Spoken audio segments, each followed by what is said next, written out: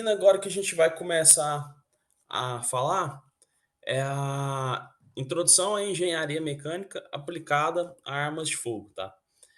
Então a minha ideia é passar um pouco da visão do como o, o engenheiro de armamento vai pensar na hora de desenvolver um armamento, ou então até mesmo vocês precisam entenderem como que é o processo de criação e o processo de desenvolvimento do equipamento. Algumas coisas básicas, a ideia dessa disciplina é passar um pouquinho do raciocínio para vocês, tá? Dos pontos importantes para o desenvolvimento de uma arma de fogo e mostrar alguns cálculos, algumas coisas, de onde que vem, o porquê de algumas coisas, de onde que vem a força de uma mola, de onde que vem a resistência de um material, por que que tem que ser aquele material, algumas coisas assim, tá? E aí depois a ideia na próxima disciplina é a gente aprofundar bem essa parte, tá? Aí a gente mergulhar de verdade nesse desenvolvimento, nesse design, tá, pessoal? Então, bora lá. Aqui, isso aqui é uma frase do Mikhail Kalashnikov, o inventor do AK, né? Para que um soldado ame sua arma, ele deve compreendê-la e saber que ela não o trairá, tá? Então, o primeiro ponto que ele fala é compreensão do usuário sobre equipamento. Isso é importante, tá? Então, vocês vão ver que pro equipamento ser bom, o usuário tem que dar conta de usar ele, tá? Isso é um ponto muito importante.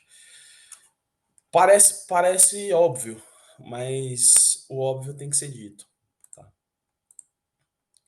Então, vamos lá. Quando você vai fazer o projeto, tanto na engenharia comum, quanto para engenharia de arma de fogo, a primeira coisa que tem que ter em mente é qual o problema que se quer resolver, tá? Que você está resolvendo, tá? A enunciação do problema, muitas vezes, a correta enunciação do problema, você já resolve 60% do seu problema. Só de saber enunciar ele da forma correta, tá? Como assim? Às vezes, o problema que você quer resolver, se você não analisar da forma correta, você está resolvendo um problema que você não tem problema. O problema muitas vezes pode ser outra coisa, tá? Como assim?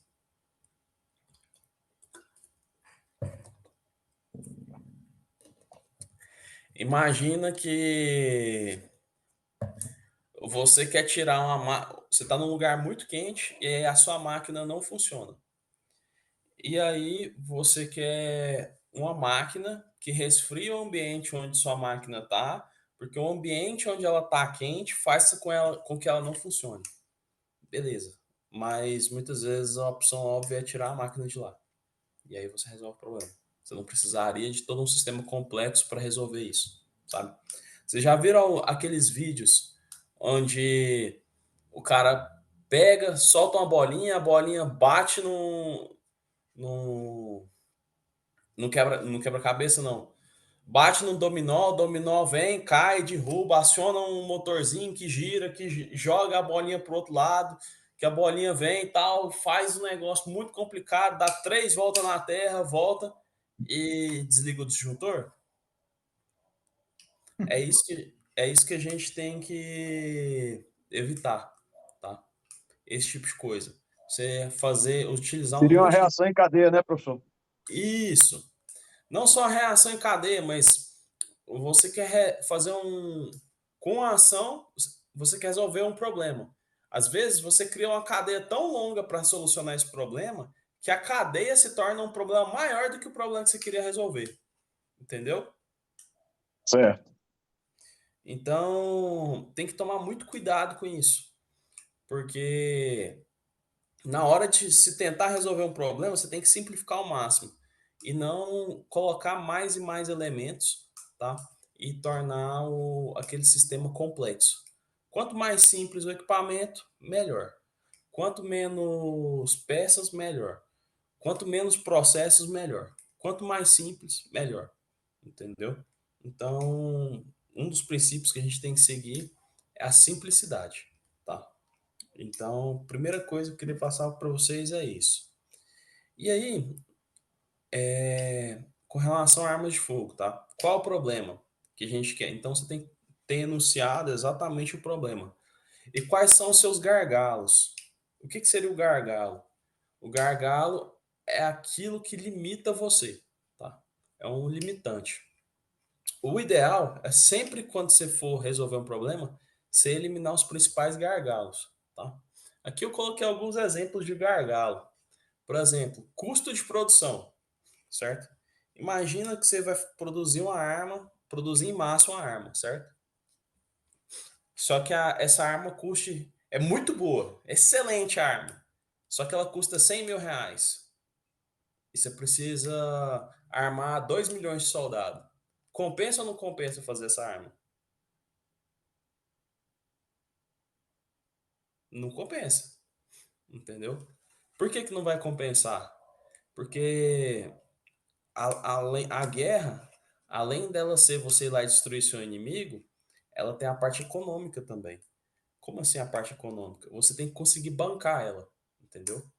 Tudo que você vai fazer, você vai pagar por aquilo.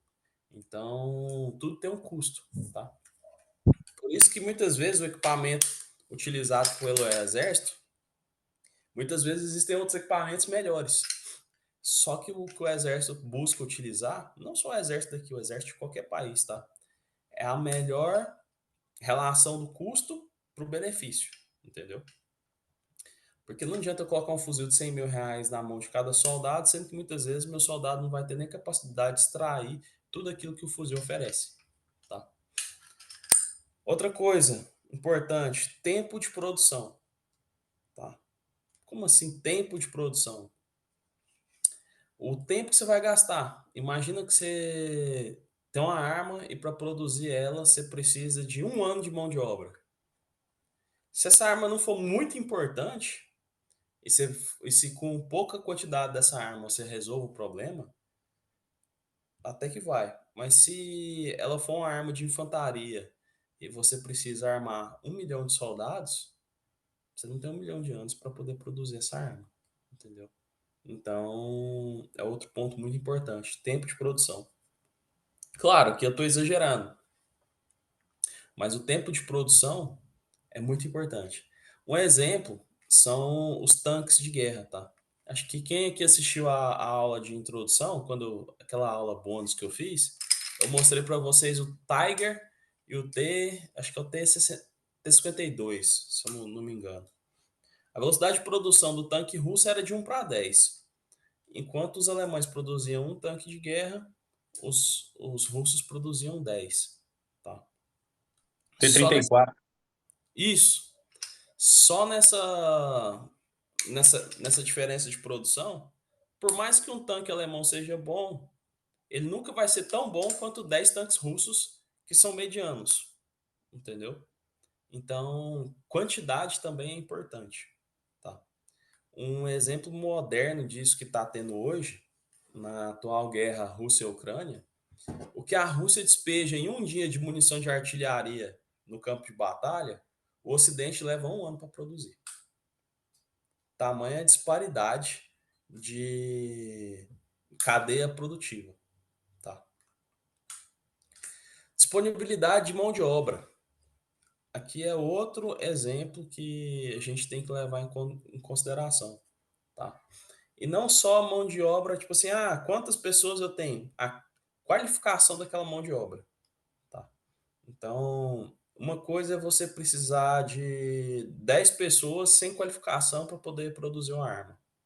Outra coisa é você precisar de 10 técnicos especializados em CNC, com formação específica para poder fazer furação profunda, com todo um grau de know-how que muitas vezes você não tem, ou você não tem velocidade para formar aquele profissional.